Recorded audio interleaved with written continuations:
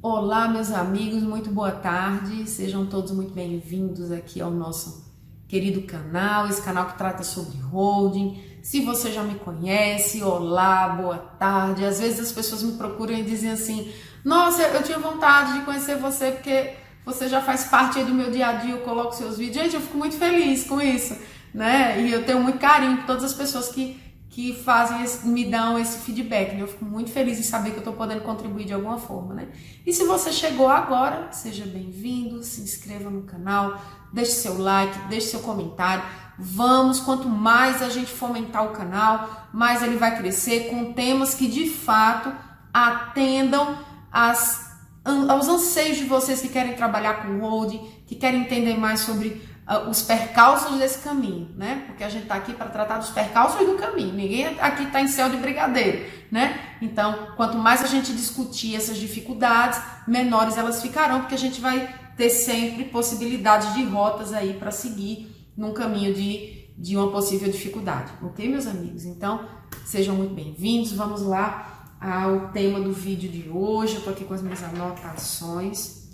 Gente, é o seguinte, eu vou colocar na descrição do vídeo alguns RESPs, né, que eu consultei, inclusive recentemente, eu estava fazendo um agravo de instrumento e aí fiz uma atualização de jurisprudência sobre esse tema e por isso eu estou trazendo aqui para vocês, porque eu acho que é muito importante a gente ter sempre no radar o que é que os tribunais superiores estão decidindo sobre determinados temas. Especialmente sobre os temas de holding familiar. Nós estamos aí com esse tema, como eu sempre digo, sob os holofotes, né? E me preocupa muito uma possível comoditização, vulgarização, desculpa eu dizer isso, mas é verdade, me preocupa uma possível vulgarização desse produto que é tão bom, mas que as pessoas não podem vendê-lo como se ele fosse algo muito simples, muito prático, muito objetivo, porque não é bem assim. E aí, na hora que o profissional começa a trabalhar, ele pode se deparar com algumas dificuldades, né? E, além disso, os tribunais também estão com holding sob os holofotes. Então, muito do que é discutido sobre holding, né, tem chegado aos tribunais superiores e alguns entendimentos têm sido modificados, né? A gente está vendo aí o tema 796, que, com todo respeito, na minha opinião, em alguns casos ele atrapalhou mais do que ajudou. Ele está precisando aí de mais detalhamento, porque acabou se tornando aí um cobertor curto, né? Que ou você cobre os pés ou você cobre a cabeça. O tema 796 acabou não abrangendo todas as situações. A gente pode tratar numa outra oportunidade, um outro vídeo sobre, ok, gente? Mas vamos lá. O tema de hoje é sobre imunidade do ITBI e Receita Zero. Gente, esse tema é polêmico. Jesus Cristo, porque ele envolve diversas outras coisas, né? Mas vamos lá, gente. A gente já viu que existe uma imunidade ITBI. Gente, aqui no canal tem inúmeros vídeos falando sobre imunidade ITBI, né? Eu não vou repetir aqui tudo, porque quem já está inscrito e está acompanhando nem me aguenta mais ouvir falar sobre imunidade ITBI, né? E aquelas questões todas, né? Mas a gente sabe que existe a imunidade do ITBI, prevista lá no artigo 156, parágrafo 2º, inciso 1 da Constituição, e por sua vez é regulamentado por lei complementar, que no nosso caso é o artigo 37 do CTN, né? E a gente já viu aqui, gente, assim, brevíssima, né, atualização sobre, né? Então a gente já viu que ele tem lá dois critérios bem objetivos de verificação da incidência ou não da regra imunizante, né, que seriam aí um tempo de quarentena atrelado a uma atividade operacional preponderante que não pode ser uma atividade imobiliária. E aí, para verificar a preponderância dessa atividade ou não, o critério objetivo que foi utilizado pelo CTN é receita, comportamento de receita operacional no tempo. Então a gente viu que se a empresa foi constituída agora, né, ela tem um prazo de quarentena e foi integralizado capital social com imóveis, né? Aí você tem um prazo de quarentena de 3 anos, né, da efetiva integralização do capital social com imóvel. Você tem 3 anos para verificação do comportamento dessa receita operacional, que ela não pode ser acima de 50% da empresa, ela não pode ser uma receita operacional imobiliária, tá certo? Então, até 50% de receita operacional imobiliária, ok, eu ainda tenho direito à imunidade. Ultrapassou, eu tenho preponderância de atividade imobiliária e aí perde-se a imunidade, tá certo? Se a empresa foi constituída há menos de 2 anos, eu também aplico o prazo de 3 anos da integralização do capital social com o imóvel. Agora, se a empresa já estava constituída no momento em que você trouxe o bem imóvel em integralização de capital social, aí a gente tem um prazo diferenciado, que é de 2 anos antes e 2 anos depois da integralização do capital social. Se nesses 2 anos antes e 2 anos depois teve receita imobiliária, mas ela foi abaixo de 50%, ok, eu tenho imunidade. Se ela foi acima de 50%, eu caracterizo a atividade preponderantemente imobiliária e aí já era a imunidade, ok, gente? Então, se você quiser se aprofundar, se você quiser entender melhor as implicações do tema 796, temos vídeos específicos sobre, ok, gente? Não vou adentrar nisso porque não é o objetivo.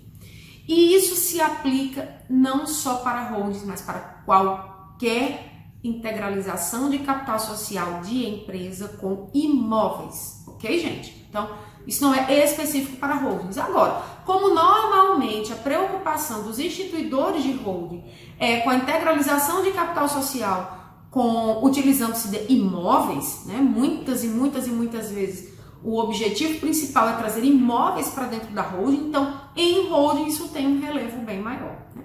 E foi por conta disso que inúmeras situações foram chegando aos tribunais superiores e tivemos aí algumas mudanças de entendimento sobre, tá certo? E aí, gente, a gente tem uma situação aqui que muita gente me pergunta sobre isso no canal, né?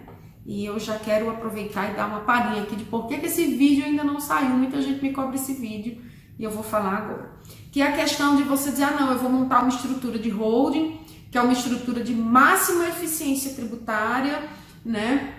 Em que eu vou garantir a imunidade, porque eu vou colocar aqui uma PJ, que vai ser uma holding, e aí dão-se os nomes aí mais variados, uma célula cofre, uma empresa cofre, célula não operacional e por aí vai, que ela vai simplesmente abarcar os bens, então os imóveis vão ficar aqui guardadinhos dentro dessa empresa e ela não terá nenhuma atividade, ela não vai movimentar nada, ela servirá exclusivamente para guardar esses imóveis. E aí você, cliente, vai abrir uma outra empresa aqui, que é uma empresa operacional, e essa empresa vai fazer a alocação desses imóveis, mas veja, ela não está alocando imóveis próprios, ela está alocando imóveis de terceiro, então ela vai alugar aqui, a gente vai dar um jeito dessa receita ficar aqui, não vir para cá, e aqui eu vou ter receita zero, e aí ok, está garantida a sua imunidade. Gente, é o seguinte, isso começou lá atrás, o município do Rio de Janeiro começou a fazer algumas autuações de empresas que pediam imunidade do ITBI e que elas tinham receita zero durante o período de quarentena, receita zero, né?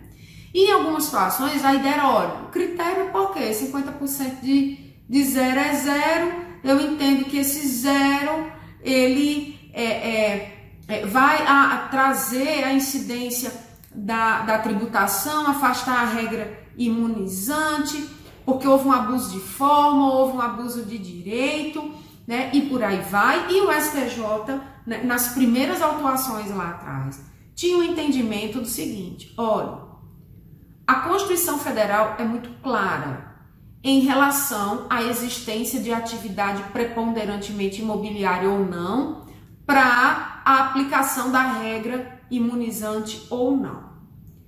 O CTN, por sua vez, que regulamenta essa disposição constitucional de imunidade, traz critérios objetivos de verificação da incidência dessa imunidade ou não, que são atividade preponderantemente imobiliária. Se eu tiver atividade preponderante imobiliária, eu não tenho imunidade. Se a minha atividade não for preponderantemente imobiliária, eu tenho imunidade.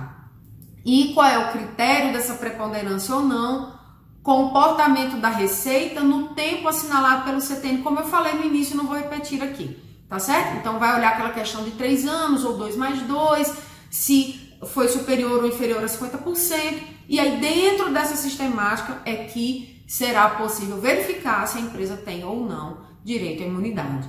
E até então o STJ entendia, tinha vários julgados, a depender obviamente do caso concreto, mas o entendimento que prevalecia era, olha, não cabe aos municípios trazer uma nova possibilidade de afastamento da regra imunizante. Porque se for assim, os municípios vão esvaziar a imunidade trazendo critérios que não estão regulamentados lá na lei complementar, lá que no caso é o artigo 37 do CTN, que vem para regulamentar essa norma geral em matéria tributária no caso dessas imunidades, no caso da imunidade específica do ITBI, e que precisa ser observado. Então, não cabe ao município, através de um regulamento, às vezes era até regulamento, gente, vem lá, regulamento do ITBI, aí você vê lá uma outra regra que não tem nada a ver com o que está trazido no CTN, como uma forma de afastar o que já estava regulamentado e o que é pior, né? Por lei complementar, lá no CTN, vem o município tentar alterar, às vezes por lei ordinária, né? E por lei, e às vezes até, como eu disse, por ato administrativo, como era o caso de regulamentos, né? E aí o STJ diz, olha, não, vai seguir o que está no CTN. 50% de zero é zero, ok, esse contribuinte tem direito à regra imunizante. Aí, gente, o que é que aconteceu, né? Começaram a trazer essa sistemática, né? Não só por isso, outras inclusive, né? Do tipo, não, vou fazer uma integralização de capital social com entrega de chave futura. Só que a pessoa não comprou imóvel na planta. A compra, efetivamente, desculpe, a integralização ocorreu, o imóvel já existia, não era um imóvel na planta, não era uma cessão de direitos, né? Mas foi previsto no contrato social uma entrega de chave futura, o imóvel continuou sendo alugado na pessoa física, mas já era de propriedade da holding, que ficou com receita zero. Ou, vou constituir célula cofre, vou integralizar capital social de outra empresa operacional com as cotas dessa com ágil, e aí é ela que vai alugar, mas essa daqui vai ter receita zero, porque ela vai estar só com os imóveis. Gente, o STJ viu isso, né? E assim, STJ, Receita, Fisco Estadual, Fisco Municipal, todo mundo viu isso, né? E aí, gente, o STJ tem uma mudança de entendimento, especificamente nos últimos 2 anos, mas muito mais, você vê, muito mais maciça quando você procura jurisprudência aí nesse ano, nesse biênio aí de 2021. E qual foi o entendimento do STJ? Veja bem, antes o entendimento do STJ era o quê? Olha, não cabe a você, município, tentar trazer uma outra regra de afastamento da imunidade quando você tem uma lei complementar que regulamenta a incidência ou não dessa imunidade de acordo com critérios o quê? Objetivos. Os critérios são objetivos. Atividade preponderantemente imobiliária e a verificação dessa atividade através do comportamento da receita no tempo que foi determinado lá pelo artigo 37 do CTN. Então você, município, não pode querer ver aí chifre e cabeça de cavalo. Você não pode criar um terceiro, um quarto, um quinto critério aí de interpretação de critérios que são perfeitamente objetivos. Era esse o entendimento anterior do STJ. E aí, gente, o STJ ia ficar muito descarado se o STJ dissesse, olha, aquilo que eu disse agora eu não digo mais. Entendo que os critérios não são tão objetivos assim. Então, gente, a mudança de entendimento não foi nesse viés. A mudança de entendimento foi entendendo aí, trazendo por uma interpretação teleológica, uma interpretação sistemática da norma imunizante, tá certo? E entendendo assim, olha, o espírito do legislador constitucional, quando ele inseriu na Constituição Federal esta regra de imunidade e quando ele atraiu para a regulamentação dessa regra o que já estava disposto lá no artigo 37 do CTN, que inclusive era anterior à Constituição, o objetivo do legislador foi fomentar a atividade econômica. Foi ele possibilitar o empreendedorismo, foi ele possibilitar que as pessoas pudessem integralizar capital social, também com bens imóveis, a um custo menor, favorecendo assim a atividade econômica. Ok? Que aí a fomentação da atividade econômica, prevista lá no Código Civil, posteriormente em 2002, prevista no artigo 171 da Constituição e por aí vai, né? E aí o STJ entendeu o seguinte: olha, na hora que você, contribuinte, dolosamente se omite em gerar uma receita na empresa, única e exclusivamente com o objetivo de auferir imunidade do ITBI, eu entendo que você está praticando um abuso de direito e por isso você não tem direito à regra imunizante. Gente, desculpem aqui a furadeira, né, do colega que está fazendo obra em horário de expediente no escritório, né? Socorro, Brasil sendo Brasil, né? Mas vamos lá, voltando. O STJ entende que se você dolosamente, vou repetir, se você dolosamente, contribuinte, você instituiu, por exemplo, uma holding familiar e você dolosamente se manteve inerte em gerar receita nessa holding, exclusivamente porque você integralizou o capital social como um imóvel, mas você queria fazer jus à imunidade do ITBI e você se omitiu em gerar receita nessa empresa exclusivamente com o objetivo de oferir imunidade por conta do critério previsto lá no artigo 37 do CPN, você praticou um abuso de direito. Porque foi dado a você o direito de exercer uma atividade econômica e você dolosamente se omitiu nesse direito exclusivamente para oferir vantagem tributária. E aí, gente, o que é que aconteceu? A regra imunizante foi afastada. E o STJ tem entendido que nesses casos de receita zero, especialmente quando ela é dolosamente fomentada pelo detentor dessa atividade ou dessa holding, por exemplo, existe um abuso de direito e a imunidade não se aplica porque o espírito da norma foi ferido.